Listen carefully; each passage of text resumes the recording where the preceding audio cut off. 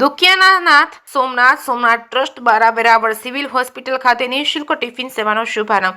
સોમનાથ ટ્રસ્ટે આરોગ્ય અને માનવતા ક્ષેત્રે એક અનુકરણીય પગલું ભરી વેરાવળ સિવિલ હોસ્પિટલમાં દાખલ દર્દીઓ અને તેમના પરિવારજનો માટે દૈનિક નિઃશુલ્ક ટિફિન સેવાનો પ્રારંભની જાહેરાત કરી છે. આ સેવા સોમનાથ ટ્રસ્ટના દુખિયાનાથ સોમનાથ સૂત્રને અનુસરી શરૂ કરવામાં આવી છે, જે ટ્રસ્ટના સેવા કાર્યોના વિસ્તૃત શ્રેણીમાં ઉમેરો કરી ધાર્મિક સંસ્થાના સામાજિક યોગદાનને નવી સંકલ્પના પૂરી પાડે છે. સેવાનું ઉદ્ઘાટન વેરાવળ સિવિલ હોસ્પિટલ ખાતે દીપ પ્રાગટ્ય સાથે કરવામાં આવ્યું હતું. ટ્રસ્ટના ટ્રસ્ટી જેડી પરમાર, જિલ્લા કલેક્ટર દિગ્વિજયસિંહ જાડેજા, ટ્રસ્ટના સચિવ યોગેન્દ્રભાઈ દેસાઈના શુભ હસ્તે દીપ પ્રાગટ્ય કરી દર્દીઓ અને તેમના પરિવારજનોને ભોજન વિતરણ કરી સેવાનો પ્રારંભ કરવામાં આવ્યો છે. સેવાનું આયોજન અને કાર્યપ્રણાલી સોમનાથ ટ્રસ્ટ દ્વારા દરેક દિવસે અગાઉથી જ વેરાવળ સિવિલ હોસ્પિટલના મેનેજમેન્ટ સાથે સંકલન કરવામાં આવશે અને આ સેવા હેઠળ દર્દીઓને એક પરિવાર માટે બપોરે અને સાંજે ટ્રસ્ટના ભોજન પ્રસાદ ગૃહમાં તૈયાર કરાયેલા તાજું અને પૌષ્ટિક ભોજન લીક પ્રૂફ કન્ટેનરમાં પેક કરીને હોસ્પિટલ પહોંચાડવામાં આવશે.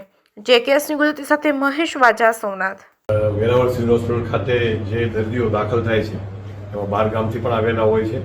તેઓની સારવારની જવાબદારી તો સરકારશ્રી ઉપાડે છે, પરંતુ એમને જે અને જેના સગા એવો છે જમવા માટેની એક મોટી એક સમસ્યા રહેતી હોય છે. કારણ કે અહીં જે દર્દીઓ આવે છે એ મોટાભાગે સામાન્ય ઘરના હોય છે અને એમનું કોઈ અહીં સગાવાલા હોતા નથી, એટલે જમવા બાબતની ઘણી એમને તકલીફો પડતી હોય છે.